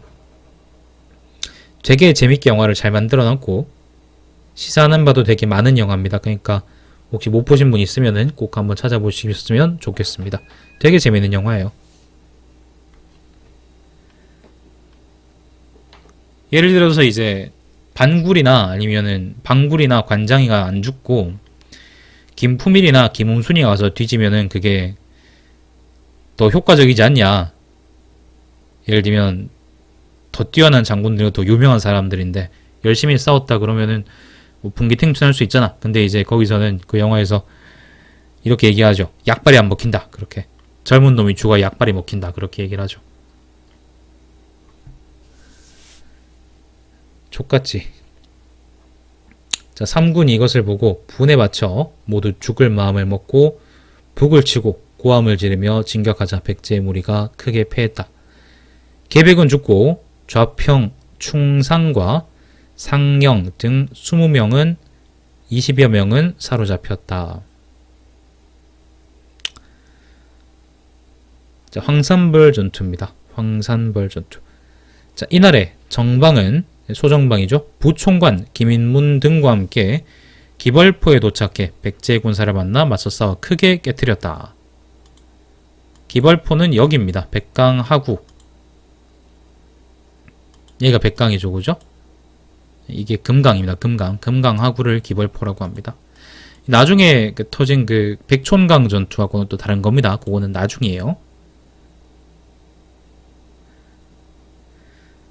자, 유신 등이 당나라의 군대 진영에 이르자 정방은 유신 등이 약속한 길보다 늦었다고 하여 신라의 독군인 김문영을 군문에서 목을 비려고 했다. 유신이 무리들에게 말하기를 대장군이 황산에서의 싸움을 보지도 않고 약속한 날짜에 늦은 것만을 가지고 죄를 사무려 하는데 나는 죄가 없이 모욕을 받을 수가 없다. 반드시 저 짱깨 새끼들과 결전한 후에 백제를 깨뜨리겠다라고 하였다. 이에 큰 도끼를 잡고 군문에 섰는데 그의 성난 머리털이 고추서서 허리에 찬 보검이 저절로 칼집에서 뛰어나왔을 정도였다. 정방의 우장이라는 거는 그거겠죠. 보조장수 부장인 동보량이 발을 밟으며 말하기를, 발을 밟는다는 거는 이제 귓속말한다 그런 말인데요. 그러니까 이제 기니 이제 조언한다 그런 말이죠. 자, 신라 군사가 장차 변란을 일으킬까 두렵습니다. 라고 하자 정방이 곧 문영의 죄를 풀어주었다.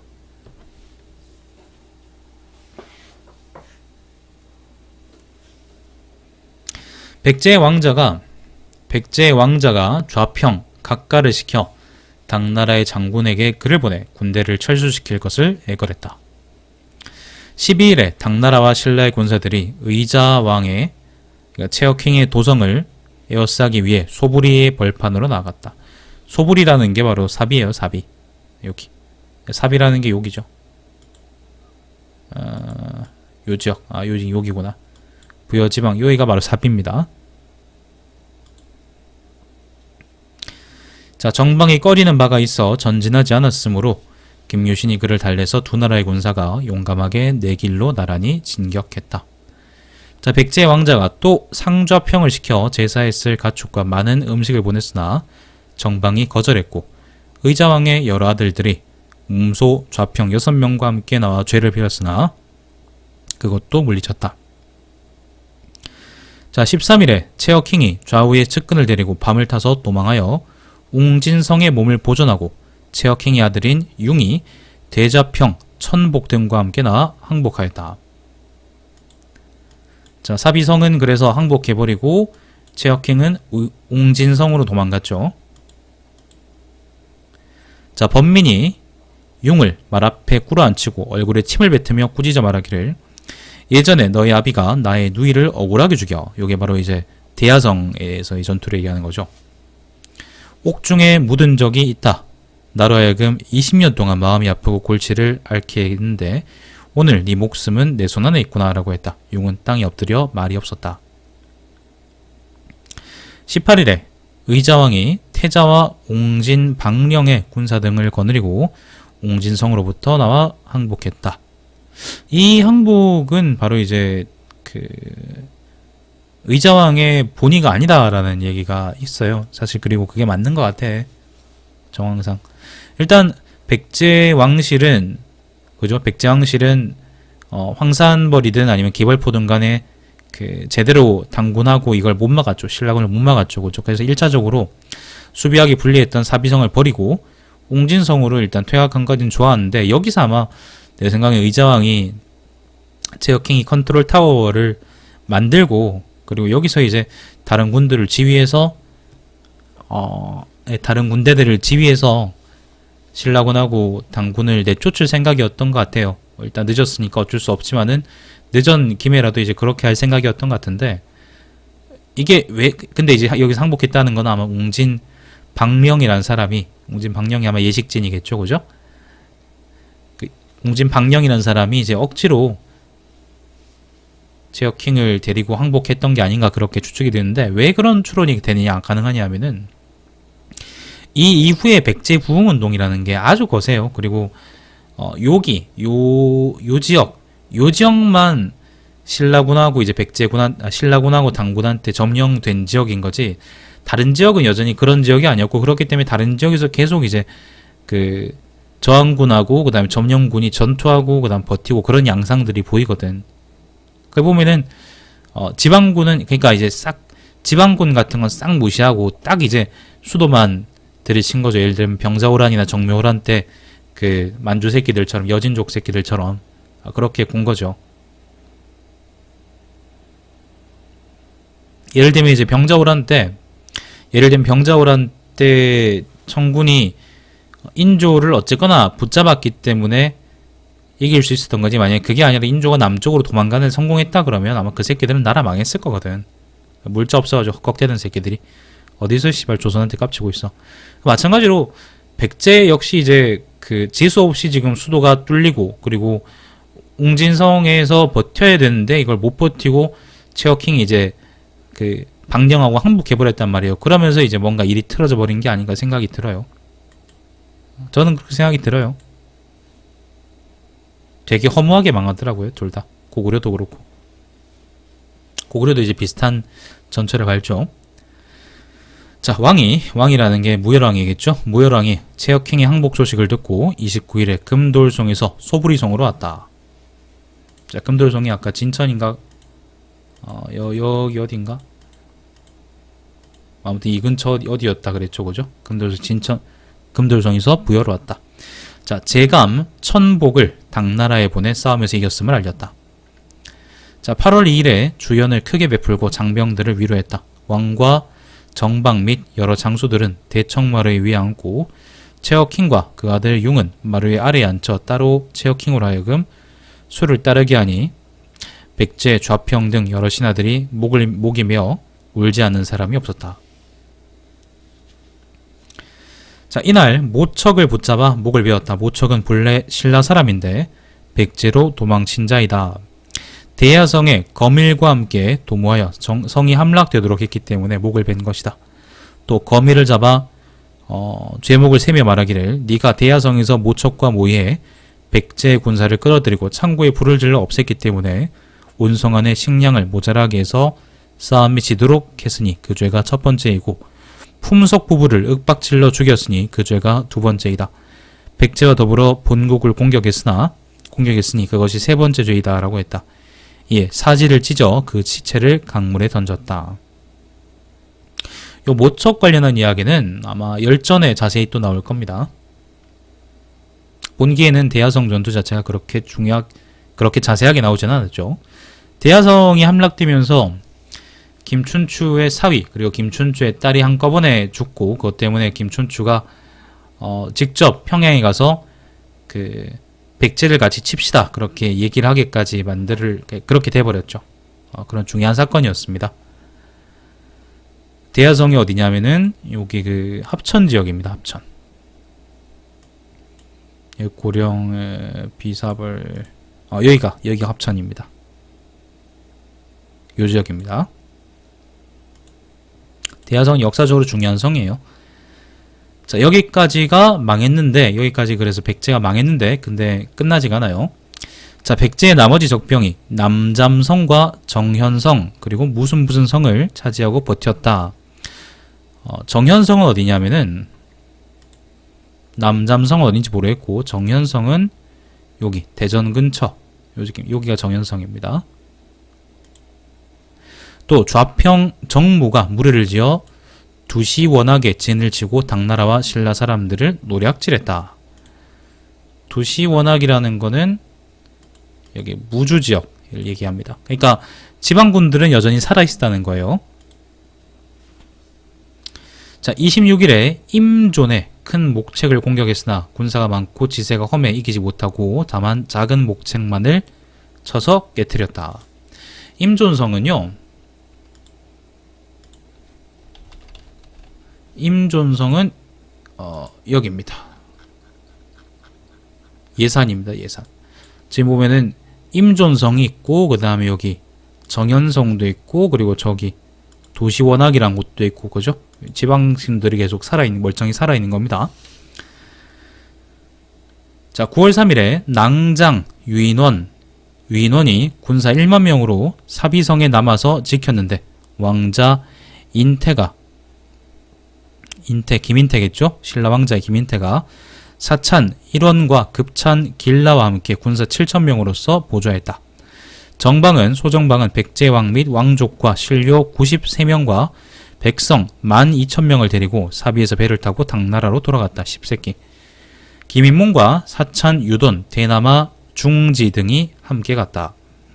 자, 23일에 백제 남은 적병이 사비성에 들어와 항복해 살아남은 사람들을 붙잡아 가려고 했으므로, 이건 항복했다는 게 아니라 사비성에 쳐들어와 가지고 그 항복했던 사람을 구출해 가려고 그랬단 말이에요.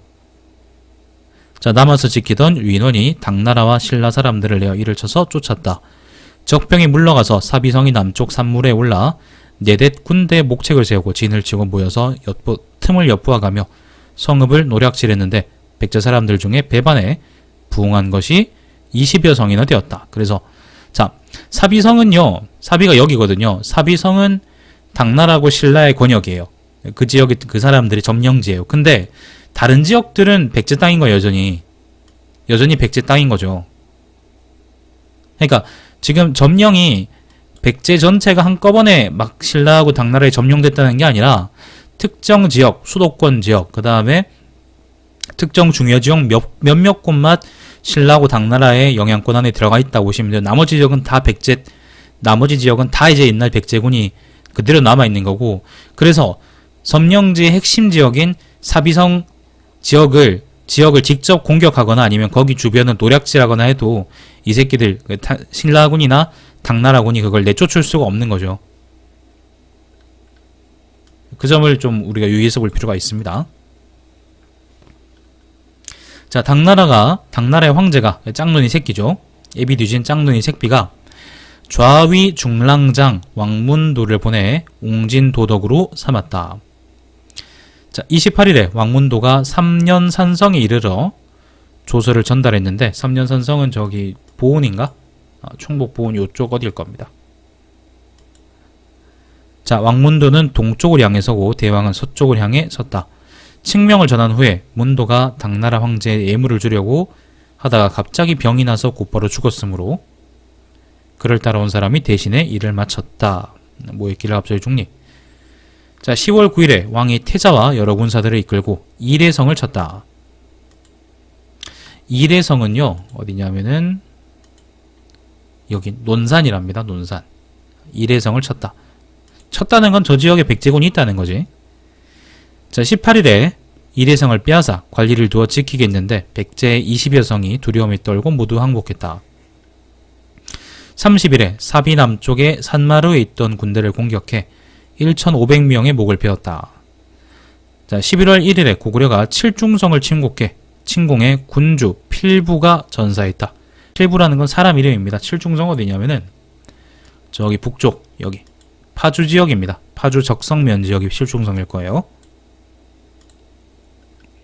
자, 5일에 왕이 개탄을 건너, 개탄이라는 게 탄자가 이제 여울 탄자거든요. 그래서 아마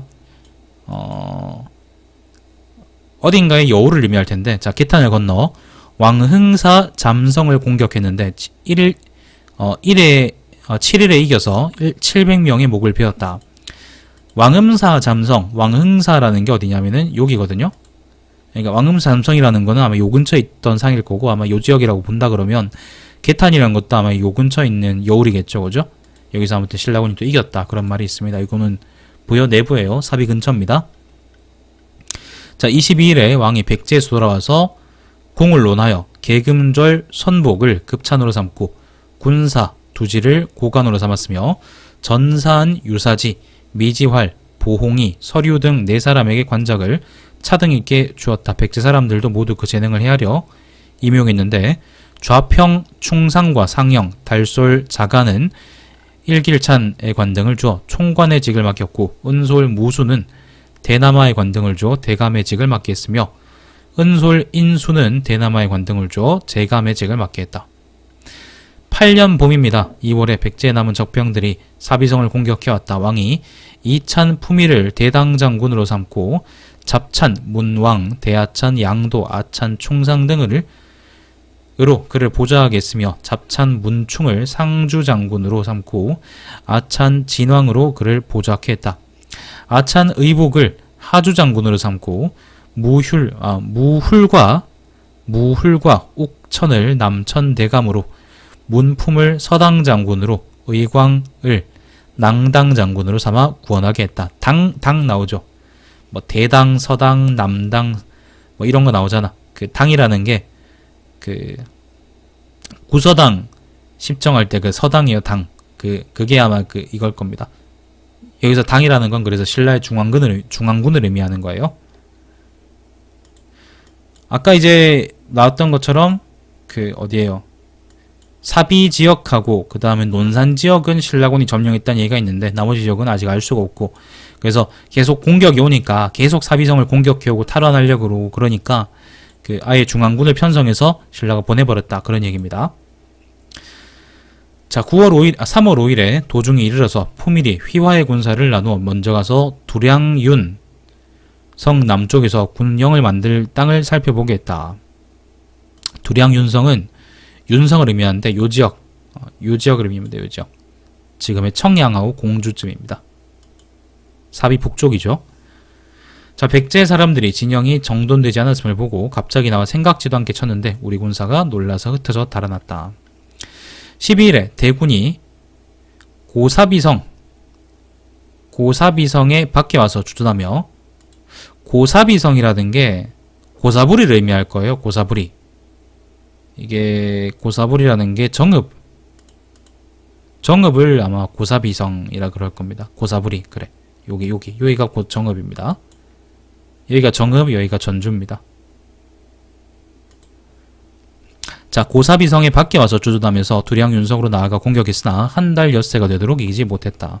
자, 그래서 신라의 김품일이가 두량 윤성으로 가서 백제를 치려고 했는데 실패했고, 이번에는 고사부리성에 주둔하고 있던 군대가 북쪽으로 와서 윤성을 쳤는데 이것도 실패했답니다. 자, 여름 4월 19일에 군사를 돌이켰는데 대당과 서당이 먼저 가고 하주의 군사는 맨 뒤에 가게 되었다. 빈고량에 이르러, 빈고량이라는 게 여기입니다. 이것도 정읍에 있는 지명입니다. 빈고량에 이르러 백제 군사를 만나 서로 싸웠지만 패해서 물러났다. 죽은 사람은 비록 적었으나 병기와 짐수레를 잃어버린 것이 아주 많았다. 상주와 낭당은 각산에서 적을 만났으나 진격히 이기고 드디어 백제의 진지에 들어가 2,000명의 목을 베었다. 왕은 군대가 패했음을 듣고 크게 놀라 장군 금순, 진흠, 천존, 죽지를 보내 군사를 증원해 구원하게 했으나 가시해진에 이르러 군대가 물러나 가소천에 이르렀다는 것을 듣고 이에 돌아왔다. 왕이 여러 장수들이 싸움에서 패했으므로 벌을 논했는데 각기 차등 있게 했다. 자, 그래서 여기 사비하고 어디에요? 사비하고 그 근처 지역, 논산 지역들은 먹었는데, 근데 정작 그 어디에요? 금강 북쪽에 있는 윤성은 함락시키지 못했고, 남쪽에 있는 군대를 보내서도 상대하려고 했는데 그것도 실패했고, 군대를 아예 물리려고 그래서 정읍 쪽으로 이제 문대를 물리려고 했는데 그것도 당에서 이제 백제군한테 당해서 져버렸다. 그런 얘기입니다. 그러니까 제가 아까부터 꾸준히 하고 싶은 말은 백제 부흥운동이라는, 그러니까 백제 멸망이라는 게 그 백제 조정의 의도하고는 전혀 다르게 돌아간 거라고 보시면 된다고 저는 말씀드리고 싶어요. 백제 조정은 어쨌건 계속 끝까지 항전하고 싶어 했으나 재수없게 의자왕이 항복해버렸고, 아마 타이로 항복해버린 것 같고, 그래서 지방군들은 남아서 여전히 신라군이나 당군하고 싸웠다. 그런 얘기입니다.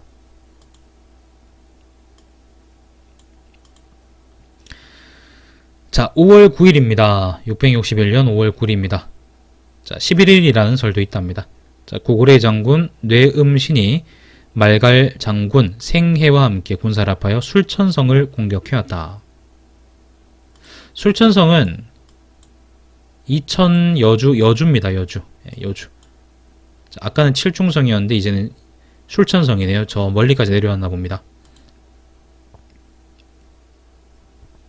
자, 고구려군이 이기지 못하자 북한산성으로 옮겨서 공격했는데, 북한산성은 지금의 북한산성이 아니고요. 지금의 북한산성보다는 좀 외곽 쪽일 겁니다. 지금 있는 거는 조선시대 지은 거. 자, 포차를 버려놓고 돌을 날리자 그것에 맞는 성곽휘나 건물은 그대로 부서졌다.